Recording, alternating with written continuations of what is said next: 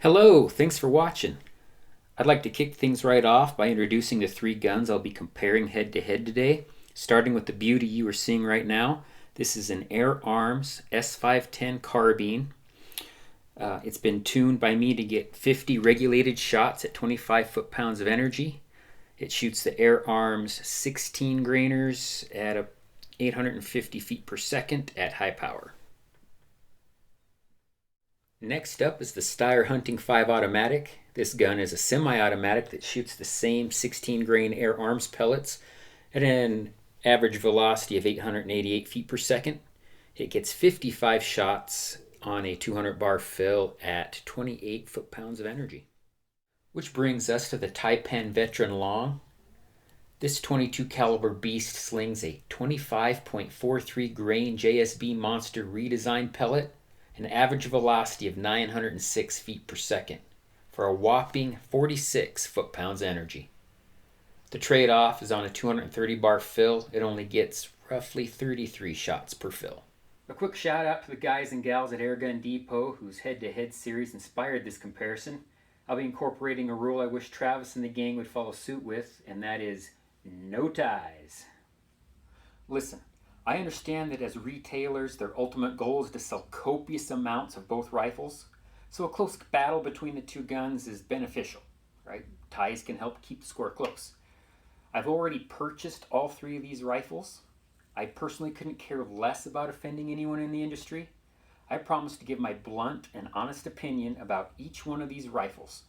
And when two rifles are really close in a category, I promise I will nut up and choose a definitive winner. Okay, so that brings us to what categories are these guns going to be competing against each other in? I've broken the review down into three sections, starting with non-accuracy related criteria. These include documentation, safety, build quality, noise level, power, efficiency, adjustability, reliability, and fun. From there, we'll look at factors that contribute to accuracy. Those are ergonomics, trigger, and consistency. Finally, we'll compare the rifles in the most important categories, accuracy and precision.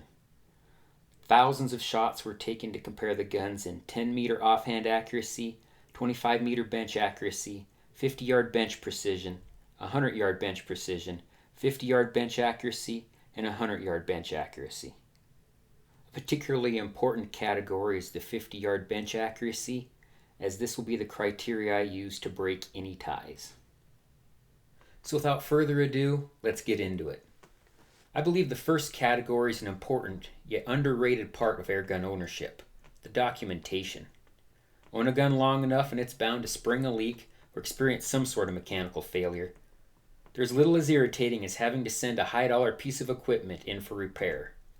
Airguns are less complicated as manufacturers would like you to believe. Can often be repaired by the user. A good user manual goes beyond the basics of how to use the gun and provides a clear takedown diagram, complete with part numbers and O-ring sizes. Scoring will be awarded as follows. No documentation equates to a score of 0. Poor documentation that lacks a takedown diagram, part numbers, and O-ring sizes scores a 3. 5 points is given if one of the big three is included, 7 points for 2 of the 3, and 10 points if all 3 are included. So as we thumb through the Steyr manual, you'll see that all the basic user information is present, including loading the magazine, filling it with air, trigger adjustments, butt pad adjustments, and finally, here at the end, we see a list of part numbers and O-ring sizes that correspond to a fold-out takedown diagram. Nice! Next up is the Taipan Veteran. This won't take long because, well, there isn't even a manual. Air Arms, on the other hand, clearly put a lot of thought and time into their manual.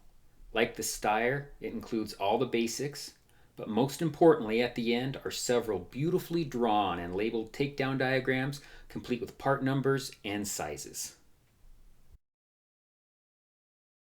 So when we add the scores to the score sheet, you see that we have our first quote-unquote tie. Choosing the Air Arms documentation as superior was an easy choice. Not only was the manual easier to follow, but the spare parts listed in the manual are all readily available from Pyramid Air. Getting parts for the Steyr is quite a bit more complicated.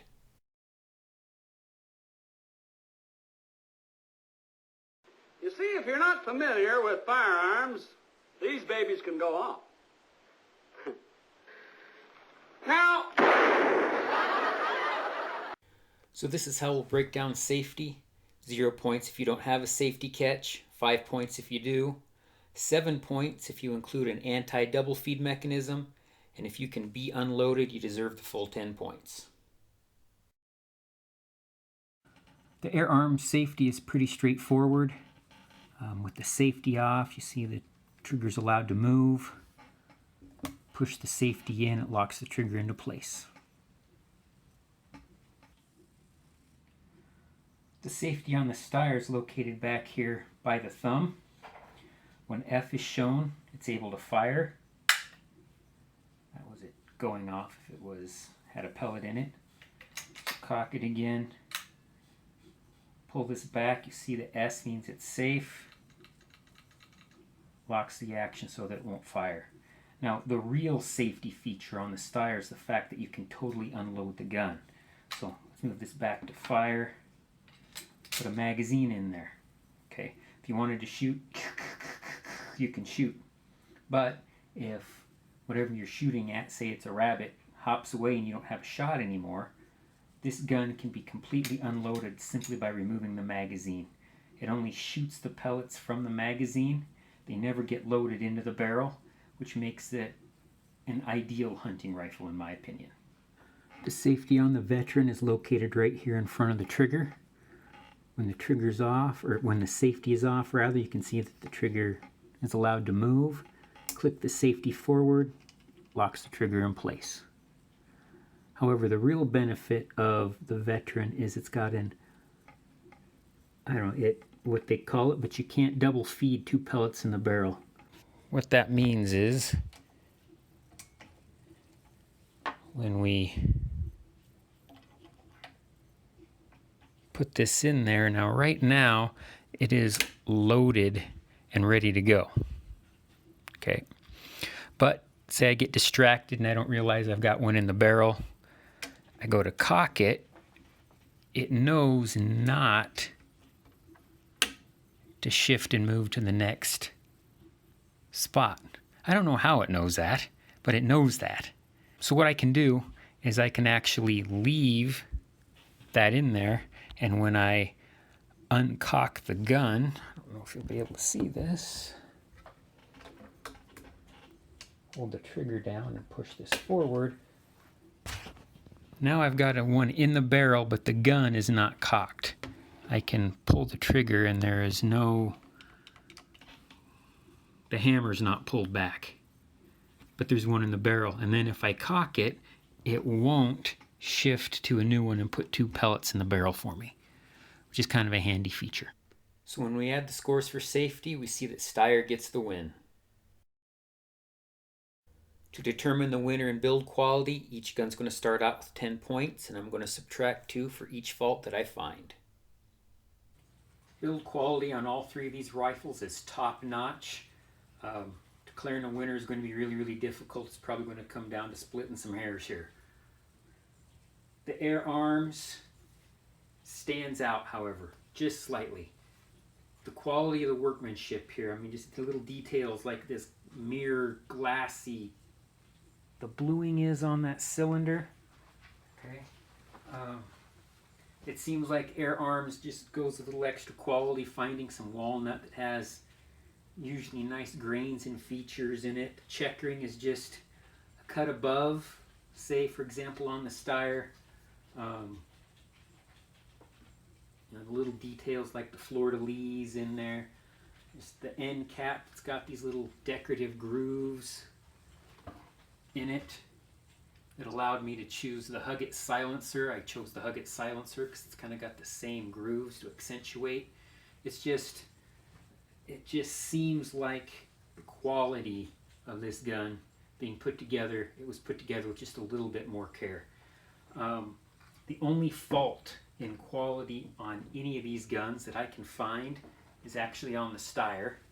So I docked it 2 points. Butt pad in the wood is just not quite flush, which, you know, again, if you're to the point where you're splitting hairs, that's the type of stuff that you have to consider and dock points for. I've got no concerns with the build quality of the Taipan Veteran. No problems. It's just that if I was to have to pick the build quality of two perfect guns, I give the advantage to the one that's a little bit more premium looking.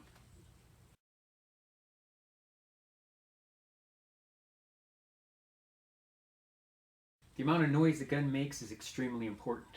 Basically, really the only reason not the only reason I love air rifles, but one of the big reasons I love air rifles is I can shoot them anytime I want.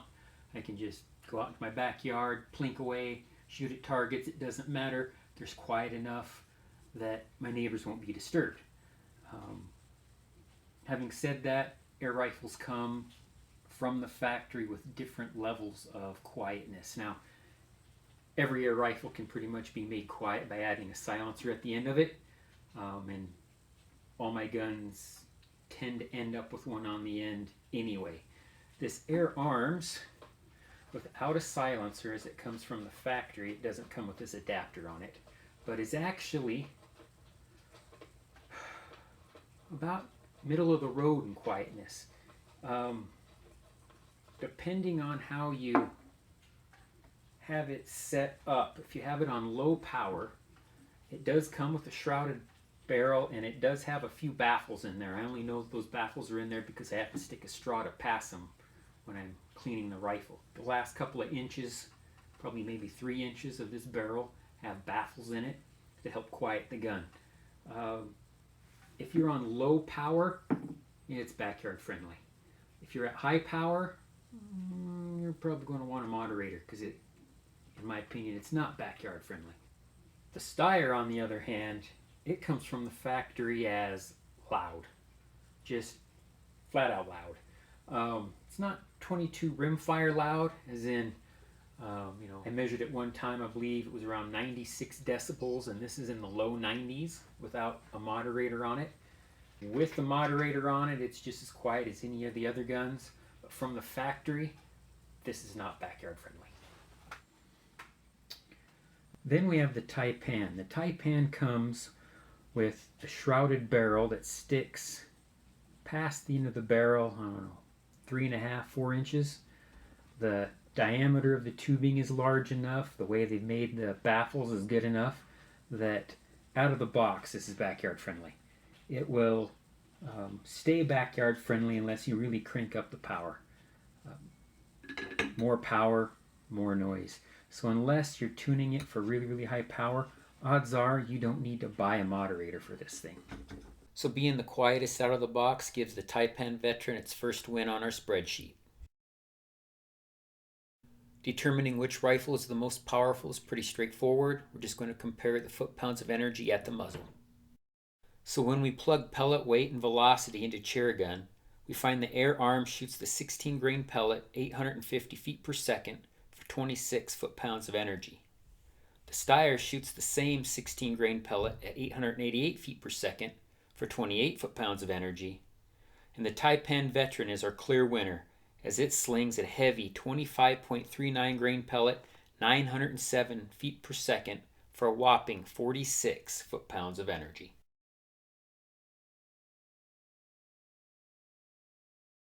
Efficiency is just a measure of how well the gun uses the air available to it. It's pretty much an inverse of power. As power goes up, efficiency tends to suffer. To test efficiency, I plugged shot string data into Lloyd Sykes' PCP air efficiency calculator and compared bar cubic centimeters per foot-pounds of energy. Low numbers are more efficient. The Air Arms came out with a 14.5 for a score of 6. The Steyr ended up with a 16.1 for a score of 5, and the Veteran a 17.1 for a score of 5. None of the guns were overly efficient, none of them were overly inefficient, but in this category the Air Arms wins.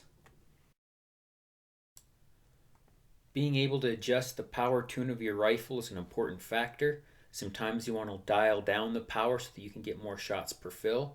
Sometimes you want to raise the power to try to find the velocity that a certain pellet shoots the most accuracy at. Air Arms has a knob on the side that allows you to adjust the transfer port.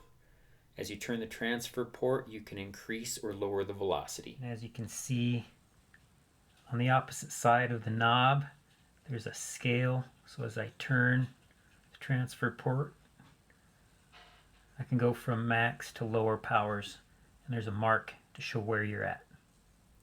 Unfortunately, the Steyr has no way to externally tweak the velocities of the pellet.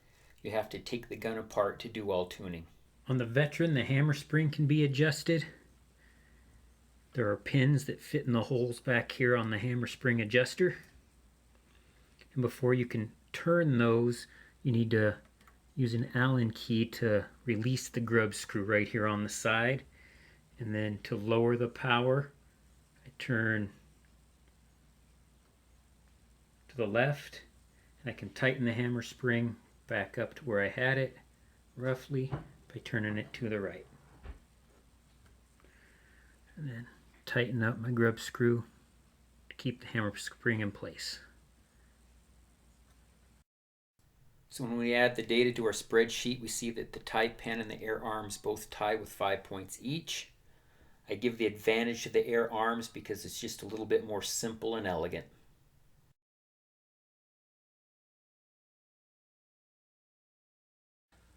Reliability is important in a high-end air gun. I want to be shooting my rifles, not fixing them.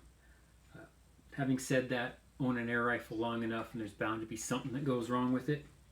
On my Air Arms here, I've had two problems. The first, there's a little spring in there, a magazine indexing spring, and that broke on me. Fortunately, Air Gun Depot sells, or was it Pyramid Air?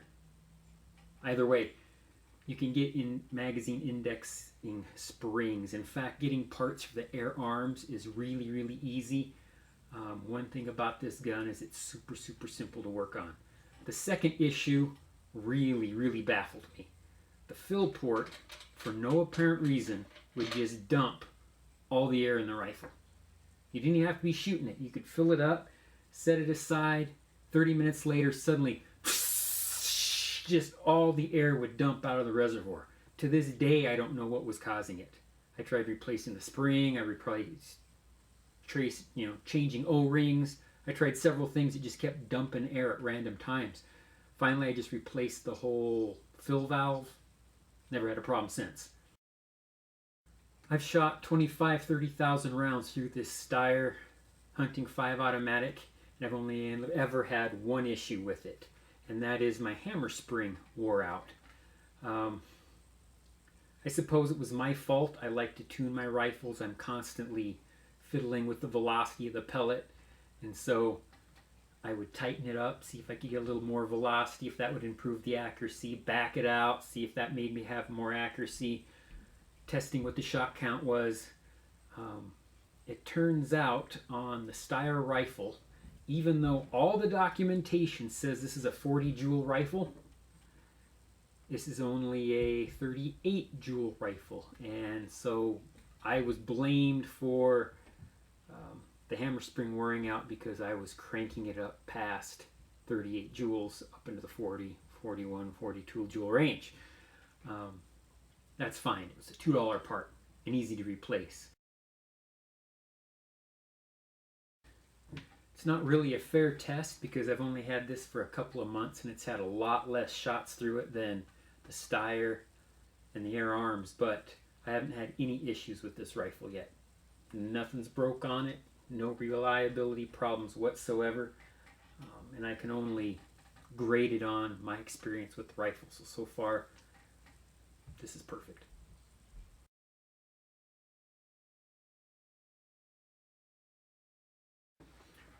Okay, I'll admit straight up front, this is kind of a made-up category, but I needed a way to distinguish the Steyr's semi-automatic action versus the Air Arm and the Taipan. I mean, clearly all air rifles are fun, or people wouldn't buy them and shoot them. But there's a difference between like an adult having fun shooting an air rifle and something that the kids will absolutely go bananas over. I was at a camping trip this spring, and I went camping with a buddy of mine and his two young boys, and we were shooting some cans, and they were literally fighting over who got to shoot this air rifle. I could not keep it full of pellets and air fast enough. It was just ding, ding, ding, ding, ding, ding, ding, next, ding, ding, ding, ding, ding, ding, next, ding, just crazy. The laughter and the giggles those boys were having with this rifle was insane. When I pointed out that I had two other air rifles that they could shoot if they wanted, they looked at me like I was crazy. I don't know. There needed to be some category to like incorporate the fact that this rifle was by far those two young boys' favorite gun of the three, and it wasn't even close.